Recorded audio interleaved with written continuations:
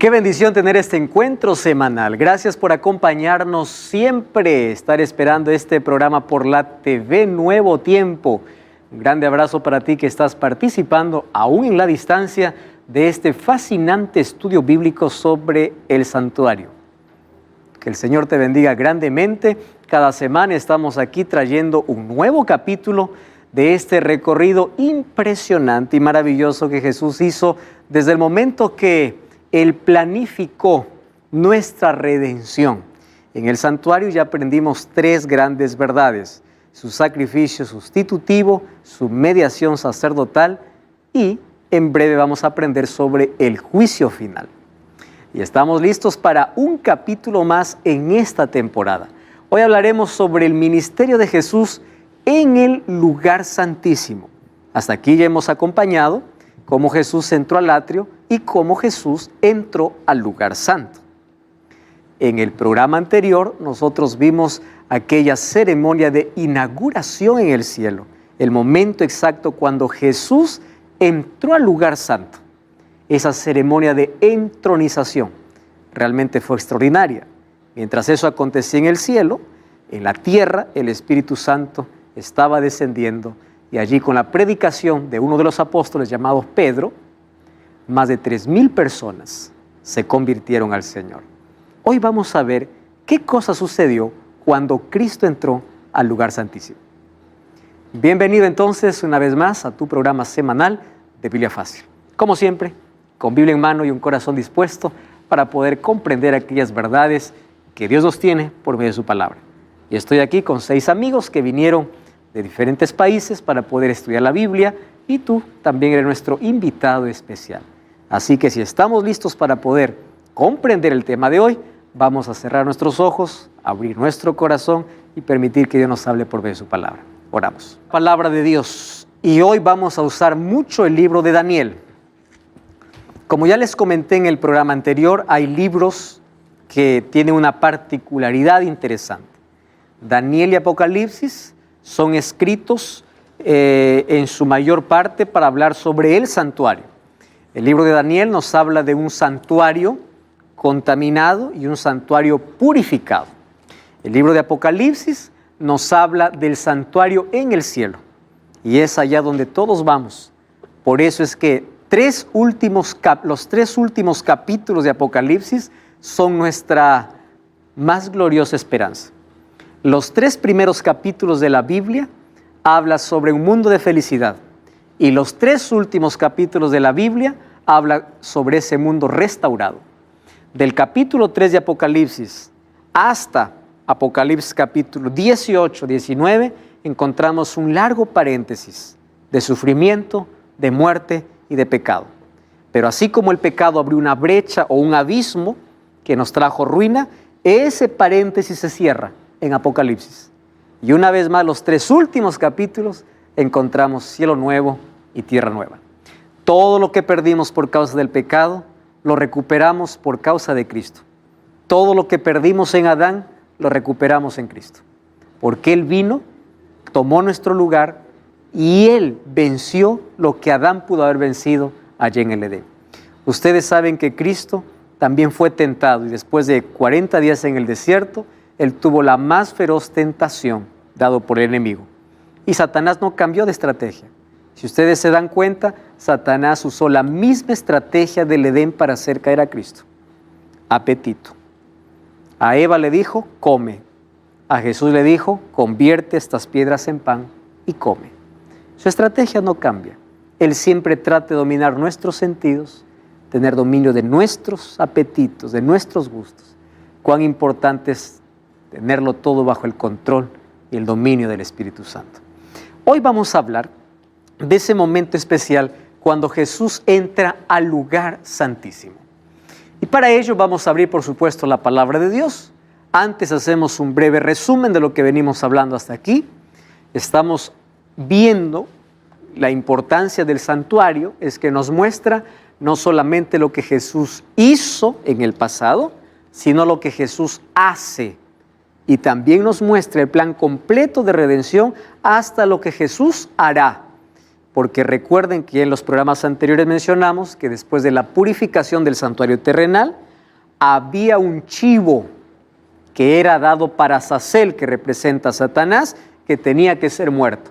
Eso todavía no se cumple, porque eso era un simbolismo de lo que falta por cumplirse. Eso ocurrirá después de la venida de Jesús. Cuán importante es conocer no solamente el sacrificio de Jesús, sino su ministerio sacerdotal, porque la sangre de Cristo derramada en la cruz no tiene valor a menos que se aplique a favor de aquel que cree en Él. Por eso es que aunque Cristo murió por todos, no todos se salvarán. Solamente se salvarán aquellos que aceptaron ese sacrificio. ¿Y dónde aceptaron ese sacrificio? En el santuario celestial. ¿Y cómo llegamos al santuario celestial? Mediante Jesucristo. Recuerden que en el santuario terrenal, el incienso representa ¿qué cosa? Las oraciones de los santos. Nuestra confesión, cuando pedimos perdón, nuestro arrepentimiento, llega como fragancia ante la presencia de Dios. Cristo acepta nuestras oraciones, Él intercede en nuestro favor y Él coloca sus méritos. Por eso es que nosotros podemos ser justificados, ser presentados justos delante de Dios, no por lo que hacemos, sino porque Cristo se coloca delante de nosotros y cuando lo aceptamos a Él, Él nos defiende. Él es nuestro abogado. ¿Mas en qué momento se convirtió en nuestro abogado? Eso será el tema de hoy. ¿En qué momento Jesús asume una nueva función en el santuario celestial? Así como en el santuario terrenal habían servicios diarios y un servicio anual, en el santuario celestial tenía que repetirse. ¿Por qué? Porque lo que acontecía aquí en el santuario terrenal era una sombra de una realidad superior que acontecería en el cielo. Y es por eso que ya mencionamos en un programa anterior que el santuario terrenal y el santuario celestial tienen un parecido, no solamente en estructura, sino también en funciones. Si aquí había un sacerdocio y un sumo sacerdocio, Jesús asumiría también la función de sacerdote y de sumo sacerdote, porque aquí estaba representado el plan completo de salvación. Muy bien, para comprender eso, una vez más recordamos que el santuario necesitaba ser purificado porque los pecados quedaban registrados dentro del santuario a través de la sangre que ingresaba del animal inocente que moría. Imagínense ustedes, cuando yo traía un cordero, traía un animal para ser muerto en mi lugar, cuando la sangre del animal salpicaba sobre mí, yo podría estar sucio por fuera, pero perdonado por dentro, o limpio por dentro. Yo me presentaba limpio por fuera, pero sucio por dentro. Luego yo estaba manchado con sangre por fuera, pero por dentro estaba limpio. Y es interesante comprender eso, porque en el libro de Apocalipsis, allí podemos entender cuando ahí hace una pregunta para decir, ¿de dónde han venido estos? Dice en Apocalipsis capítulo 7. Y ahí la respuesta es, estos son los que han lavado sus ropas con la sangre del Cordero. ¿Cómo es que se lava con sangre? Claro, aparentemente estaba sucio por fuera, pero limpio por dentro, haciendo una referencia a lo que ocurría ¿dónde? En el santuario terrenal. Entonces la sangre de ese animal muerto aquí, esa sangre primero se colocaba sobre los cuernos del altar y con otro poco de sangre el sacerdote ingresaba al lugar santo. No podía ingresar al lugar santísimo. En el lugar santo había otra cortina que dividía. Sobre la cortina asperjaba la sangre y de allí salía y el pecador era perdonado. El pecador comprendía que alguien murió en su lugar y por medio del sacrificio de animales, ellos comprendían el sacrificio de Jesús y creían en el sacrificio de Jesús por la fe. Amigos, quiero que ustedes entiendan algo y esto que quede muy claro. La salvación es única en el Antiguo y en el Nuevo Testamento. Hay por ahí mucha gente que dice, en el Antiguo Testamento la gente se salvaba por la ley y en el Nuevo Testamento nos salvamos por la gracia. ¿Cómo es eso? La salvación no cambia. La salvación es por la sangre de Cristo y es por gracia desde que Adán pecó. No existe un pueblo que se salva por la ley y otro pueblo que se salva por la gracia. No. Imagínense encontrándose allá en el cielo uno del antiguo y uno del nuevo, diciendo, yo estoy aquí por guardar la ley. Y el otro dice, no, yo estoy aquí por la gracia. Yo no guardé la ley, yo hice lo que quise, yo llegué por la gracia. Eso ya no es justicia. La salvación es por gracia, antiguo y nuevo. Por eso es que la ley estuvo vigente en el antiguo y en el nuevo, porque la ley nunca tuvo la función de salvar. La ley siempre fue la evidencia de un corazón salvado. Ahora, vamos a comprender cómo es el momento en el cual Jesús entró para el lugar santísimo. Ya comprendimos en el programa anterior en qué momento Jesús entró al lugar santo.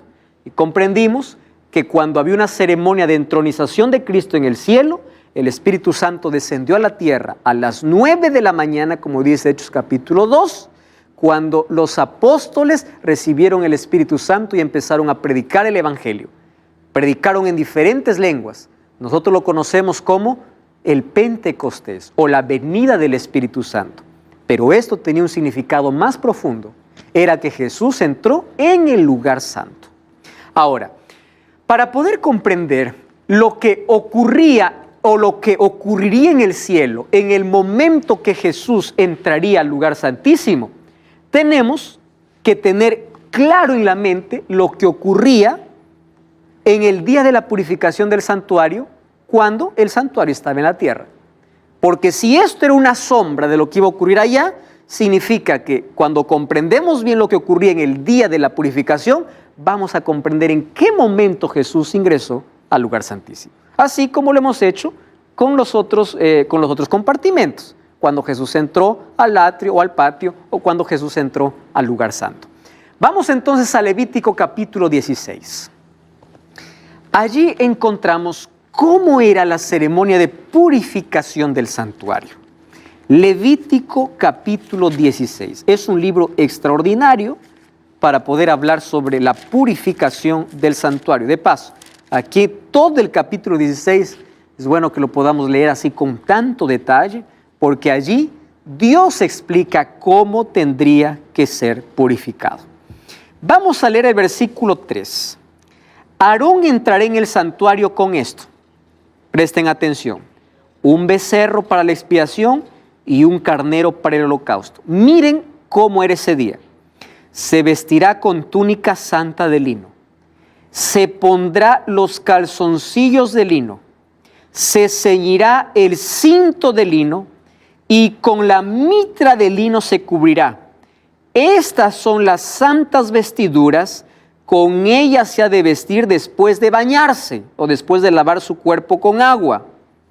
De la congregación de los hijos de Israel tomará 2 machos cabríos para la expiación, un carnero para el holocausto.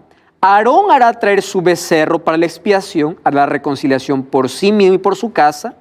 Después tomará los 2 machos cabríos y los presentará delante de Jehová a la puerta del tabernáculo. Echará suertes Aarón sobre los 2 machos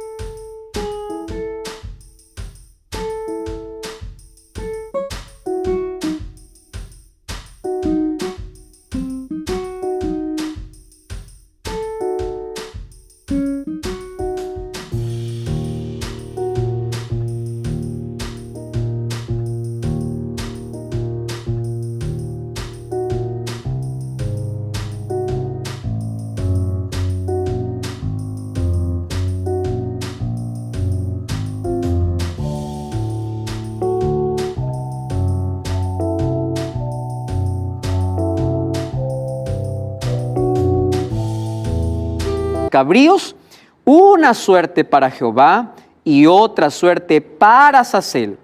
Y hará traer Aarón el macho cabrío sobre el cual caiga la suerte por Jehová y lo ofrecerá como expiación. Pero el macho cabrío vivo sobre el cual caiga la suerte para Azazel, lo presentará vivo delante de Jehová para hacer la reconciliación sobre él y enviarlo al desierto para Azazel. Y de ahí podemos continuar leyendo todo el capítulo y da de una manera muy linda, de manera práctica y simple, la manera como se ejecutaba la purificación del santuario. Presten atención los detalles. ¿Quién entraba al lugar santísimo? Solo el sumo sacerdote. ¿Cuántas veces? Una vez. ¿Qué día? 10º día del 7º mes. ¿Qué mes era ese? Tishri, que para nuestro calendario sería octubre. Ahora, aquí viene el asunto interesante. Para presentarse delante de Jehová, no tenía que presentarse de una manera simple. Si ustedes se dan cuenta, el sacerdote tenía que vestirse de vestiduras santas. ¿Qué significa vestiduras santas? Lino fino, lo mejor, porque estaba delante de la presencia de Dios. Miren, cuando nosotros vamos a la presencia de Dios, Dios nos enseña incluso lecciones de limpieza para poder estar allí, en la presencia de Dios.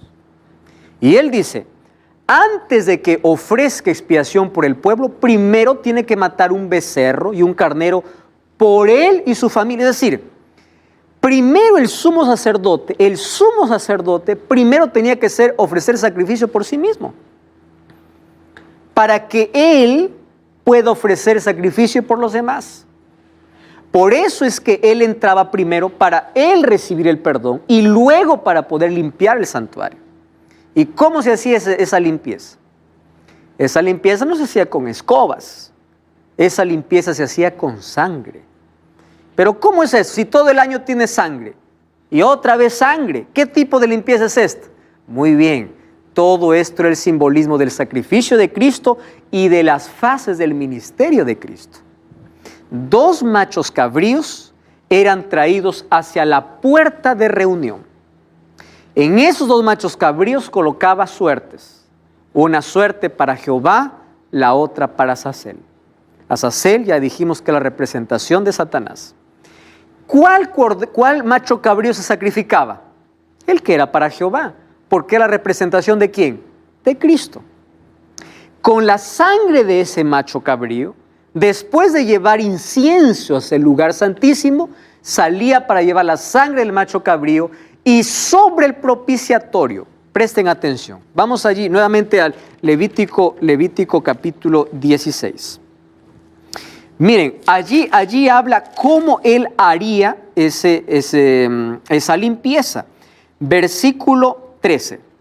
Pondré el perfume sobre el fuego delante de Jehová, y la nube del perfume cubrirá el propiciatorio que está sobre el testimonio para que no muera. Tomará luego de la sangre del becerro, lo rociará con su dedo al lado oriental de propiciatorio y delante del propiciatorio esparcirá con su dedo. ¿Cuántas veces dice? 7 veces aquella sangre. Lo que ya les estuve mencionando en los capítulos anteriores. Entonces, con esa sangre se colocaba sobre la tapa, sobre el propiciatorio. ¿Qué cosa viene el propiciatorio? ¿Recuerdan? El arca del pacto. ¿Qué cosa viene el arca del pacto? La ley de Dios. Si la ley de Dios apuntaba al pecado y la paga del pecado es muerte, la sangre que se derramaba encima de la ley representaba el sacrificio de Cristo para poder salvar a un condenado por la muerte. Ahí encontraba, por eso es que la sangre tenía que ser esparcida sobre el propiciatorio para demandar las exigencias de la ley de Dios. La ley de Dios es inquebrantable. Dios nunca anuló su ley. Porque si Dios anularía su ley, ¿para qué necesitamos el sacrificio de Cristo? Cristo vino para pagar nuestra condenación, que su ley decía que si alguien la transgrede, sea muerto. Por eso es que tomó nuestro lugar. Entonces aquel que dice la ley de Dios fue abolida, la ley de Dios no sirve, entonces el sacrificio de Jesús no sirve. Porque Cristo vino para pagar las exigencias de la condenación de la ley. Por eso la Biblia dice, maldito el que está bajo la ley. Cuando dice bajo la ley, está diciendo el que está bajo la condenación de la ley. Es maldito. Y Jesús mismo se hizo maldición por nosotros. Ahora, cuando nosotros entendemos cómo se limpiaba, allí el santuario, todo el santuario, vamos a comprender qué aconteció entonces allí en el cielo. La sangre que era llevada por el sumo sacerdote hasta el compartimento santísimo era asperjado sobre el propiciatorio. Allí entonces dijimos que por qué era necesario para cumplir las exigencias de la ley. Muy bien, allí no terminaba la ceremonia. El sumo sacerdote salía del lugar santísimo y cuando el sumo sacerdote salía, el pueblo celebraba. ¿Por qué el pueblo celebraba? Porque el sacerdote no murió delante de la presencia de Dios. No murió. Y eso significa que el santuario estaba purificado y que sus pecados habían sido perdonados. Y ellos comenzaron un nuevo año. Ellos continuaban creyendo en el sacrificio de Cristo, pero sus pecados del año anterior ya fueron perdonados. Esto le voy a explicar en un momento qué significa para nosotros hoy. Cuando el sumo sacerdote salía para bendecir al pueblo, diciendo: Dios perdonó todos nuestros pecados. Pero bueno, para que esos pecados sean eliminados para siempre, vamos a colocarlos sobre un macho cabrío, que aparecía después de la expiación, el macho cabrío para Azazel. Colocaba las manos y de manera simbólica la basura que trajo de adentro, representado por el pecado, lo colocaba sobre ese animal que simbolizaba a Satanás. Una persona llevaba al desierto tan lejos ese animal para que nunca más pueda volver, y cuando la persona volvía no podía entrar al campamento. Tenía que purificarse, tenía que estar afuera por unos días, porque había llevado al animal que llevaba los pecados de todo el pueblo. Y eso era el símbolo de Satanás, que finalmente irá al desierto, como dice Apocalipsis 21, por 1000 años y finalmente será destruido. Sí, Roque. Pastor, ¿hay antecedentes en la Biblia de que un sumo sacerdote murió en el lugar santísimo? No, en la Biblia no tenemos ninguna referencia de un sumo sacerdote muerto en el lugar santísimo. Pero al entrar en la presencia de Dios, el temor era que el sumo sacerdote no pueda salir. ¿Por qué el temor? Porque si había pecado, ¿verdad? O Dios no aceptaba esa limpieza, el sacerdote moría, porque él representaba a todo el pueblo en ese momento. Que Dios siempre perdonó. Exactamente. Entonces, ese día de la purificación era un día de juicio para todo el pueblo. No se olviden esa palabra, juicio. Juicio. Muy bien. ¿Cómo eso entonces se representa a Jesús? Cuando Jesús fue al cielo, entró al lugar santo. Y si las cosas terrenales eran una sombra de las cosas celestiales, Jesús también asumiría dos funciones: sacerdotal y sumo sacerdotal. Con esto no queremos decir de que Jesús por un momento tiene un título, luego tiene otro título, que Jesús estaba restringido de no entrar en el cielo. No, es la manera como nosotros podemos comprender de manera didáctica el asunto de las dos funciones de Cristo. Primero como intercesor y luego ejecutando una obra de juicio. ¿Qué cosa es el día de la expiación? Un día de juicio. Y eso vamos a ver hoy. Cuando Jesús asume esta nueva fase, esta nueva etapa, la función de sumo sacerdote. Para poder analizar esto, nosotros tenemos que ir a la Biblia. Vamos a Daniel capítulo 8, versículo 13 y versículo 14. Daniel capítulo 8, versículo 13 y versículo 14. Muy bien, allí encontramos la visión que tiene Daniel, ¿correcto? Y allí el versículo 13 dice así: entonces oí hablar a un santo, y otro de los santos preguntó a aquel que hablaba: ¿hasta cuándo durará la visión del sacrificio continuo, la prevaricación asoladora y la entrega del santuario y el ejército para ser pisoteados. Y dijo, hasta 2300 tardes y mañanas, luego el santuario será purificado. Este es un diálogo que ve Daniel en una visión. Para entender esta conversación, tenemos que entender que antes, desde el capítulo 7, se levanta un poder en la tierra para perseguir al pueblo de Dios y para echar a tierra todas las verdades. Por eso es que miren, leen el capítulo 12, dice, a causa de la prevaricación fue entregado el ejército junto con el sacrificio continuo y echó por tierra la verdad cuanto quiso y prosperó. ¿Quién es este poder? Muy bien, esa pregunta lo vamos a responder en una lección que nosotros tenemos que se llama Ataque al Santuario. Todavía un poco después vamos a ver quién atacó al santuario, quién echó por tierra toda la verdad. Y ahí aparece el diálogo. Entonces, un santo decía, ¿hasta cuándo? El santuario está contaminado, ¿hasta cuándo? Y él dijo, hasta 2300 tardes y mañanas, luego el santuario será purificado. El versículo 15 dice, yo, Daniel, consideraba la visión, procuraba comprenderla, hasta que se puso delante de mí uno con apariencia de hombre, y allí viene la explicación de toda la visión, y en el capítulo 9 encontramos la explicación de Gabriel sobre las 2300 tardes y mañanas y las 70 semanas que eran cortadas para el pueblo judío. Esto es intrigante e interesante. No cambies el canal, vamos a una breve pausa y ya regresamos para poder interpretar esta profecía donde hablaba sobre la purificación del santuario. Ya regresamos.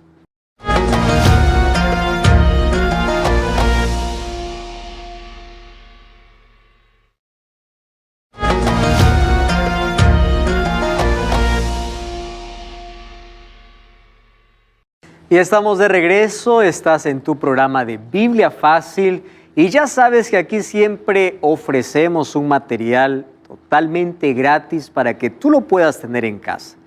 Ahora no es un curso bíblico, sino un DVD, para que puedas profundizar tu conocimiento sobre la palabra de Dios y sobre este fascinante tema sobre el santuario. Este DVD, Santuario el Camino de Dios, puedes solicitarlo ahora mismo a través de nuestro número de WhatsApp, más 5512-9800-1460. Solicítalo ahora mismo y el DVD llegará a tu casa totalmente gratis. Muy bien, estamos hablando sobre el ministerio de Jesús ahora en el lugar santísimo. Y allí Roque me hizo una pregunta en el bloque anterior sobre si algún sumo sacerdote había muerto en la presencia de Dios.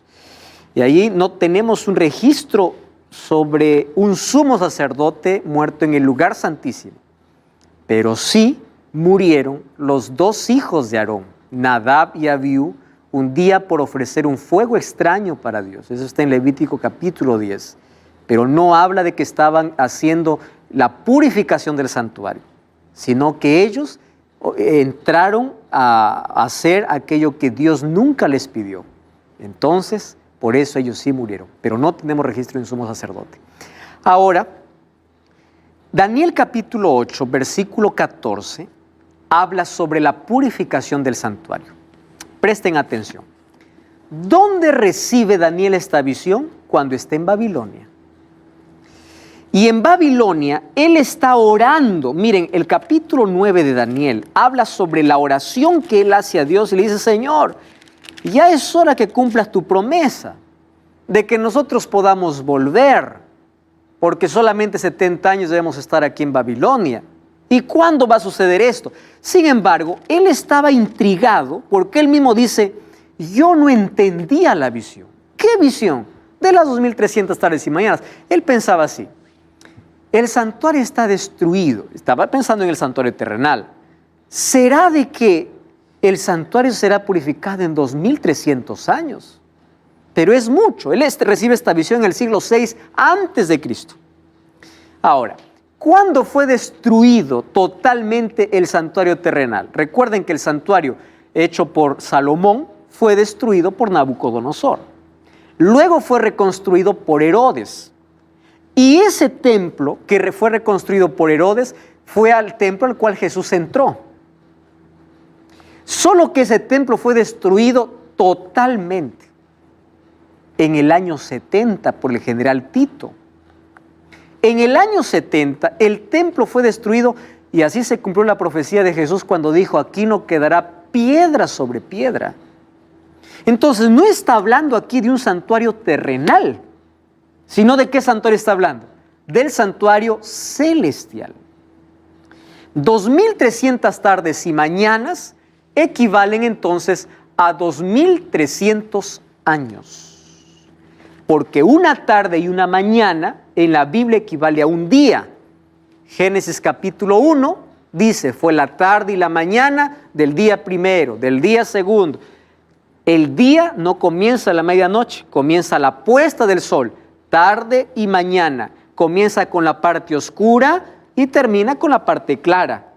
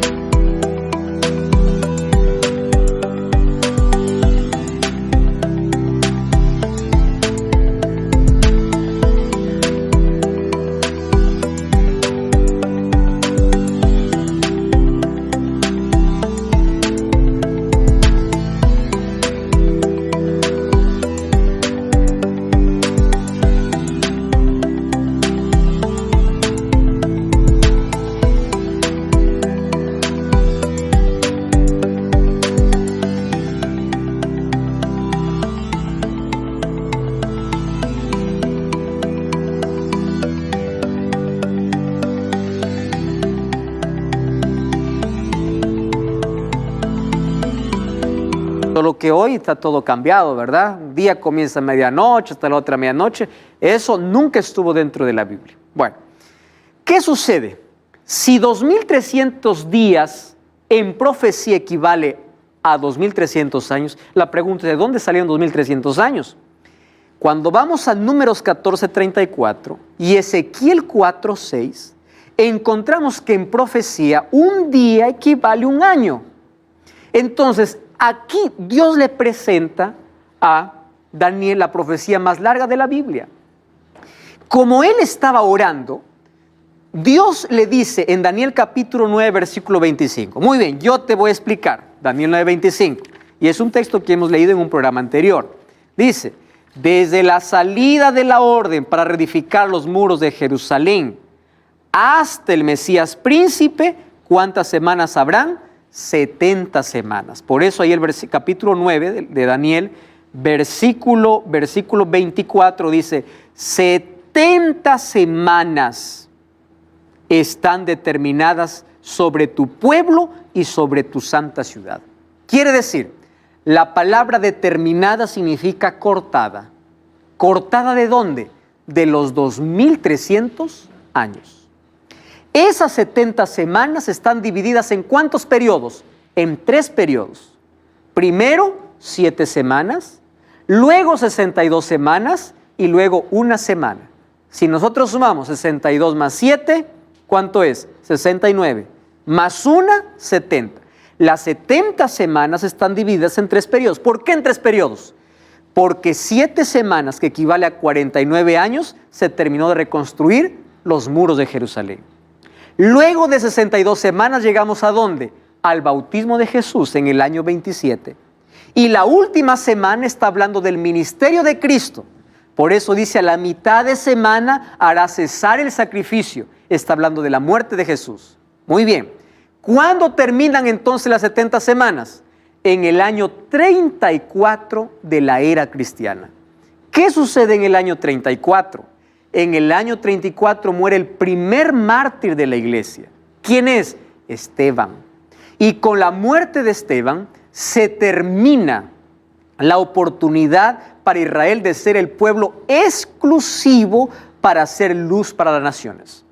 A partir de allí, el privilegio pasa a todos los que por fe son llamados descendientes de Abraham. Ya no solamente el pueblo judío, sino todos aquellos que creen. Por medio de la fe pasamos a tener las mismas promesas y a recibir la misma herencia. Muy bien. Ahora, si en el año 34 se cumplen las 70 semanas que están determinadas por el pueblo judío, entonces, ¿cuándo el santuario será purificado? Y yo quiero invitarte para que tú puedas, por favor, ir para YouTube y allí puedas colocar Biblia Fácil Daniel. Las 70 semanas y los 2300 años lo explicamos en 2 horas. Yo aquí no tengo tiempo para explicar de manera detallada los cálculos exactos, pero si vas para allá, Biblia Fácil Daniel, vas a encontrar los detalles de estas fechas. Pero hoy quiero hacer un breve resumen. Este resumen es así. Vamos a hacer un cálculo mental. ¿Está bien? Un cálculo mental.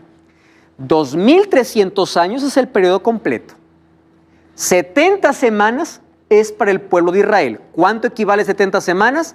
490 años. ¿Cuándo comienza? 457. ¿Cuándo termina? El año 34. Vamos a hacer los cálculos entonces. Vamos a hacer los cálculos. 2300 menos 490, ¿cuánto nos da? ¿Alguien hace el cálculo rapidito? 2300 menos 490. Nos da 1810 años. Si nosotros sabemos cuándo es el comienzo, vamos a llegar rápido por el final.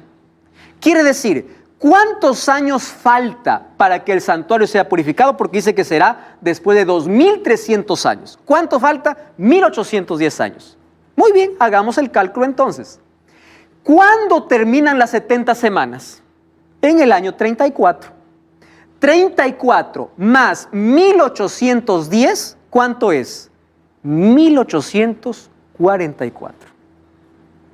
Hacemos un cálculo así, rápido y breve, con un lápiz o con una calculadora, y encontramos esto. ¿Quién llegó a esta conclusión haciendo todos los cálculos? Un hombre llamado Guillermo Miller, que era un estudioso de la Biblia. Él se propuso leer la Biblia de Génesis a Apocalipsis y no pasar un versículo de la Biblia si no lo entendía. Y llegó a Daniel. Y cuando llegó a Daniel quedó intrigado y dijo, wow, esto es lo que va a suceder con nosotros. Porque ya no está hablando del santuario eternal porque fue destruido, sino del santuario celestial. Solo que él comprendió mal el evento. ¿Por qué comprendió mal? Él pensó así, el santuario será purificado. ¿No será que el santuario será la tierra? Entonces, si la tierra es purificada, significa que Cristo va a regresar. Y él, junto a otros, uno de ellos llamado Samuel Snow, empezaron a hacer todos los cálculos del calendario judío al calendario gregoriano que tenemos y llegaron a la conclusión, ¿verdad? El santuario será purificado, la tierra será purificada, significa que Cristo va a volver. Y haciendo todos los cálculos del 10º día del 7º mes, llegaron a la conclusión que equivaldría para nuestro calendario un 22 de octubre de 1844. Y a partir de allí comienza un movimiento en los Estados Unidos que remece a todo el mundo. El movimiento que espera la venida de Jesús en 1844. El 22 de octubre todos esperaron, dejaron todo lo que tenían que hacer para esperar la venida de Jesús, pero Jesús no vino. Y ahí eso se conoce como un chasco. ¿Por qué? Porque mucha gente estudiosa de la Biblia pensó de que el 22 de octubre de 1844, cuando decía la Biblia que el santuario sería purificado, pensaban que Cristo iba a volver. Ahora, ellos estaban con la fecha correcta, pero con el evento equivocado. Porque Jesús no vendría a la tierra, Jesús asumiría una nueva función, la función de sumo sacerdote o la fase última de juicio. Entonces, si nosotros hacemos todos los cálculos de las 2300 tardes y mañanas, desde su comienzo hasta su final, llegamos a la conclusión, aquí tengo un diagrama, que Jesús comienza una obra de juicio en el cielo. el 22 de octubre de 1844, dando inicio a una nueva fase de su ministerio. Y cuando Cristo deje el lugar santísimo, quiere decir, no habrá más intercesión, Jesús volverá para esta tierra. Nosotros hoy estamos viviendo en un juicio que se lleva en el cielo. Eso lo vamos a ver en las próximas lecciones. En este juicio hay un acusador, hay una ley, hay testigos, hay libros, hay un acusado, hay un abogado y hay un juez. Eso es lo que está pasando hoy. Y todos los días estamos siendo juzgados. Entonces, ¿cómo es que el santuario celestial será purificado? Vamos a Hebreos capítulo 9, ¿sí? Hebreos capítulo 9, versículo 23. Miren, hay algunos que dicen, no, eso es imposible. ¿Cómo es que el santuario celestial tiene que ser purificado? Nuevamente quiero repetir, no se trata que en el cielo hay pecado hoy, ¿correcto? Lo que dije es que inició el pecado porque Lucifer un día estuvo en el cielo y en el santuario, pero de allá fue expulsado. Pero entonces, ¿por qué se contamina? Porque ahí están nuestros registros de pecado. Vamos a Hebreos capítulo 9, versículo 23. Miren lo que dice el versículo 23. Fue pues necesario que las figuras de las cosas celestiales fueran purificadas así. ¿Está hablando de lo terrenal o de lo celestial? Celestial. Pero las cosas celestiales con mejores sacrificios, porque no entró Cristo en el santuario hecho por los hombres, figura del verdadero, sino en el cielo mismo para presentarse por nosotros ante Dios. Y no entró para ofrecerse muchas veces como entra el sumo sacerdote en lugar santísimo cada año con sangre, sino, dice el versículo 26, se presentó una vez con su mismo sacrificio. Ahora entiendan este texto. Jesús tenía que entrar a ese lugar, pero ya no para ofrecer sacrificio. ¿Qué sucedía en el santuario terrenal en el día de la expiación? Tenía que ofrecer su sacrificio. Jesús no necesitaba. Su sacrificio fue único, para siempre, para salvar la condenación de la humanidad. Sin embargo, dice Hebreos, que el santuario celestial también necesitaba, ¿qué cosa ser? Purificado. ¿Purificado de qué? De nuestros registros de pecado. Cuando nosotros vamos a la Biblia, nosotros vamos a encontrar allí en el libro de Daniel. Vamos al libro de Daniel, miren, capítulo 7. Este es un texto extraordinario. Allí en Daniel capítulo 7 dice que los libros en el cielo fueron abiertos. Miren, vamos a leer Daniel capítulo 7, vamos a leer el versículo 26. Daniel 7, 26. O mejor, vamos a Daniel capítulo 7, versículo 9, de ahí el 26. Estuve mirando hasta que fueron puestos unos tronos y se sentó el anciano de días, vestido de blanco como la nieve, pelo de su cabeza como lana limpia, su trono llama de fuego, fuego ardiente, un río de fuego procedía y salía delante de él, miles y miles le servían, millones estaban delante de él. El juez se sentó y ¿qué cosa dice? Los libros, ¿qué cosa fueron? Abiertos. ¿Qué cosa está registrado en los libros? Nuestra historia, nuestra vida. Entonces, si nuestros pecados ingresan hasta el santuario celestial, necesita ser purificado. Por eso que cuando Cristo sale, vuelve para la tierra, Satanás va a quedar prisionero 1000 años. ¿Recuerdan qué cosa sucedía cuando el sumo sacerdote salía? Mandaba al chivo, que era para Azazel, al desierto y allí moría. Está hablando de un juicio que Jesús iniciaría ¿dónde? En el santuario celestial.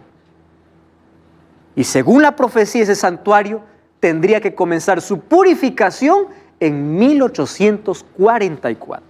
Ahora, ¿qué cosa sucede en esta primera fase? Vamos a hablar sobre el juicio en otro capítulo. Pero aquí en esta primera fase, los falsos creyentes son eliminados porque ellos van a morir por sus propios pecados. Pero Cristo va a eliminar los pecados de aquellos creyentes que se arrepintieron de verdad. De aquellos que hicieron de Jesús su sumo sacerdote. Esos pecados serán totalmente perdonados y el santuario quedará limpio incluso de registro de sus pecados. Ahora, ustedes saben que todos los días estamos viendo un juicio. Cuando una persona muere, su destino está decidido. Nadie te salva con una oración, con una misa. La salvación es un asunto de decisión. Por eso es que Dios dice, hoy he puesto delante de ti la vida y la muerte, para que tú elijas en vida. Cuando tú mueres, tu destino está definido. Entonces, si tú no has